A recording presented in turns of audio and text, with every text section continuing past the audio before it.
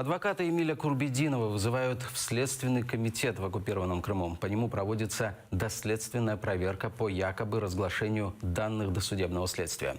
Курбединов считает, что это давление на него как адвоката и как на общественного деятеля. Недавно Эмиль Курбединов вместе с родителями Мустафы Дегерменджи и Ирвина Ибрагимова ездил в Брюссель, где рассказывал о нарушении прав человека в оккупированном Крыму. Также Курбединов провел аналогию с выводом из дела Ильми Умерова адвоката Николая Полозова.